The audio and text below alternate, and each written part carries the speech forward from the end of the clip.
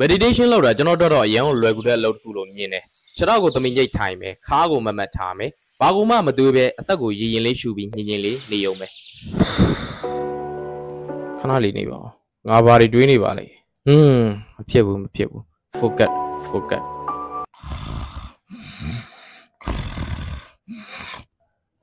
shit scientific research ရ meditation လုပ်ခြင်းရဲ့အကောင်းကျိုးတွေကစိတ်ဖိစီးမှုကိုဖြေဖျောက်ပေးနိုင်တယ်။တွေးလက်ပတ်မှုအားကောင်းစေတယ်။ဒီထင်ဆန်းသင့်မှုအားကောင်းလာစေတယ်။စိတ်သက်ပိုင်းဆိုင်ရာတည်ကြည်ခန့်ညာမှုဖြစ်စေ။ဘာမှအောင်မြင်တဲ့ celebrity တော်တော်များများ meditation လုပ်ကြပါတယ်။ That's why I meditate 2 hours every single night. Now with meditation, it is the most productive hours of the day. Oh no, ဒီဘေးလည်းပါတယ် Experimented with meditation or anything? Yes. ကျွန်တော်ခု9ရက်တာလုပ်မဲ့ meditation က mindfulness breathing meditation ပဲဖြစ်ပါတယ်။အဓိကရည်ချက်ကစိတ်ကြည်ငြိမ်လန်းဆန်းဖို့အတွက်ပဲဖြစ်ပါတယ်။ပေါ်လမြအတွေးတွေကိုမတွေးပဲစိတ်ကိုလေးရှုထုတ်လုပ်တဲ့နှာပြားနဲ့1 bite မှာပဲအာရုံထားမှာပဲဖြစ်ပါတယ်။ဆိုတော့ let's go baby.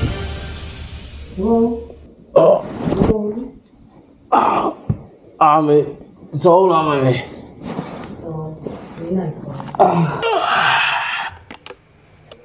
နဲ့4နိုင်နဲ့46စောရှိတယ်ဗောနော် morning baby ပထမတစ်ရက်မှာအမေနဲ့တူတူပြားစွန်းတော့တူတူကတ်တယ်ပြားစိတ်တူတူပို့တယ်ပြီးတော့ကျွန်တော်စပြီးတော့ meditation စလုပ်ပါတယ်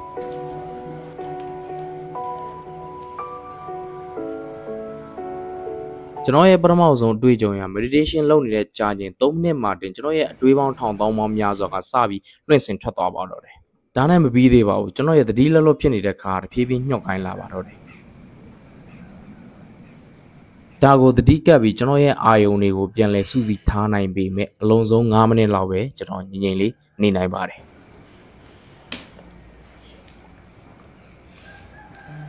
โอเคဒုတိယအချိန်ပြန်ကြိုးစားကြည့်မှာပေါ့နော် let's go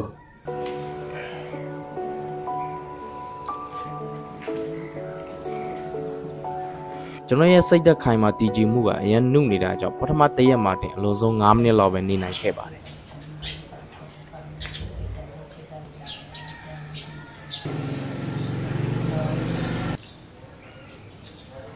ရက်ကွက်မှာရမ်းစုညံနေတော့ကျွန်တော် meditation လုပ်ဖို့အတွက်စိတ်ကြည်ငြိမ်အေးချမ်းမှုမရှိဘူးပေါ့နော်ဒါကြောင့်ကျွန်တော်တောဆက်လေးတဲ့ညောင်လမ်းဆောက်ထွက်လာတယ်လမ်းဆောက်ခြင်းကလည်း meditation လုပ်ခြင်းတစ်မျိုး fuck what the fuck you doing bro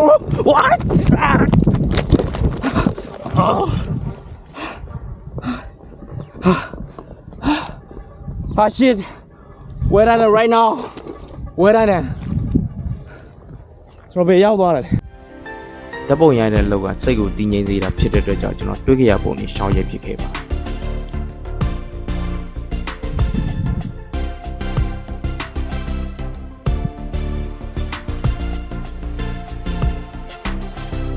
ပြီးတော့အပင်လေးတစ်ပင်အောင်မှာကျွန်တော်နေရာယူပြီး meditation စလုပ်ပါတော့တယ်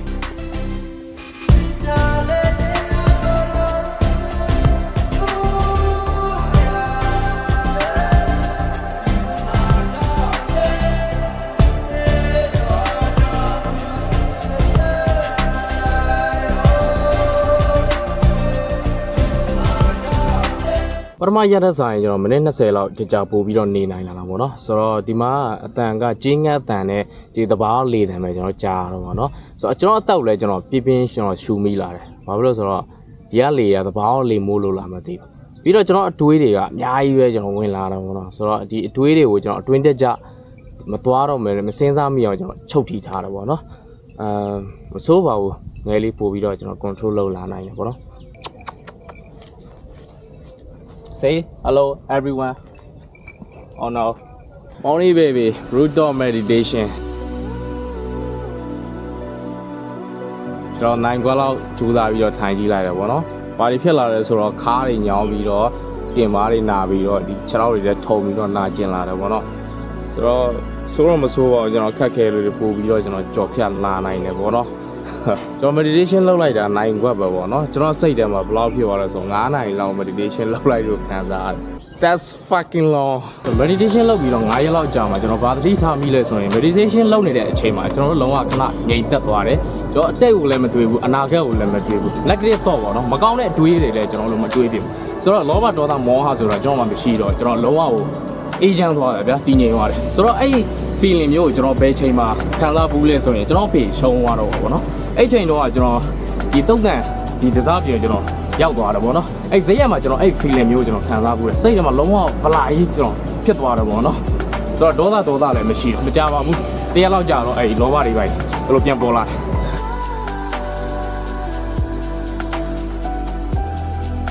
meditation လုပ်နေတဲ့အချိန်မှာကျွန်တော်ရဲ့စိတ်ကိုလေဝင်တစ်ချက်အပြားနဲ့ပဲလီမှာပဲစုစည်းထားတယ်ဒါမှကျွန်တော်စိတ်တကူဆွမ်းကြည့်တာပေါ့နော်ကျွန်တော်စာပေနေတဲ့ဖက်ကူမှာပါစိတ်တကူဆွမ်းကြည့်လို့ဆိုရင်ကျွန်တော်လုပ်သမျှအရာအောင်ပြင်းတယ်ဆိုတာYeah!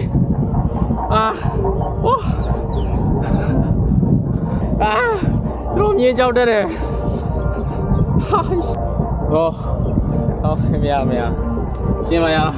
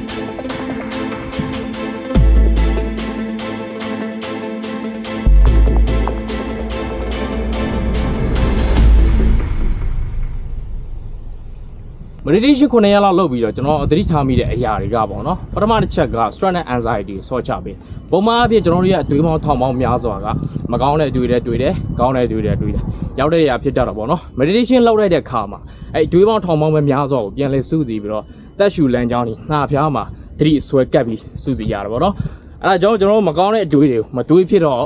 ဘာဖြစ်လို့ဆိုရင်ကျွန်တော်စိတ်ညစ်စရာတွေပြပြတော့ဗောနော်ဒုတိယတစ်ချက်က present moment ကိုပို့ပြီးခံစားတတ်လာမှာဗောနော်အတက်ကလည်းမတွေ့ဘူးအနာဂတ်လည်းမတွေ့ဘူးအခုလက်ရှိအချိန်ုံပဲပို့ပြီးခံစားရမယ်ကျွန်တော်အခု blog ရိုက်နေတယ်ဗောနော်ကျွန်တော် blog ရိုက်နေတာကိုပို့ပြီးခံစားပြီးကျွန်တော်လုပ်တယ်ဥပမာမိတ်ဆွေတွေတို့နဲ့လည်းဒါချစ်တဲ့သူတွေနဲ့သူတို့ရှိနေမယ်ဆိုရင်ဒီဖုန်းတွေပါတွေသုံးတာမျိုးမလုပ်ဝင်နဲ့စကားတွေပါပြောပြီးတော့ဒီလက်ရှိအချိန်ကိုပို့ပြီးခံစားပြအောင်လို့နေဖြစ်သွားတာဗောနော်တတိယတစ်ချက်က self awareness ပို့ပြီးကောင်းလာတယ်ဗောနော်ခြားတစ်ပါးတို့ကိုကြည့်ပြီးတော့သူဘာမကောင်းလဲသူဘာကောင်းလဲဝေဖန်နေမဲ့စားဗောနော်ကိုပြန်ပြီးသုံးသက်တက်လာတယ်ငါဘာတွေမကောင်းတာလုပ်တတ်လဲမကောင်းတဲ့ခြင်းကိုငါဘယ်လိုပြင်ရမလဲငါဘာတွေကောင်းတာလုပ်တတ်တယ်ကောင်းတာကိုပို့ပြီးတော့ဘယ်လိုလုပ်မလဲဆိုတော့အတွေးတွေပို့ပြီးပြလာတာဗောနော်ဆိုတော့ basic တို့လည်း meditation လုပ်ပြီးလဲဆိုရင်အတွေးကြုံတွေကိုကျွန်တော် comment အောက်မှာရေးသွားပြလို့ရပါတယ်ဆိုတော့အားလုံးကျေးဇူးများတင်ပါတယ် peace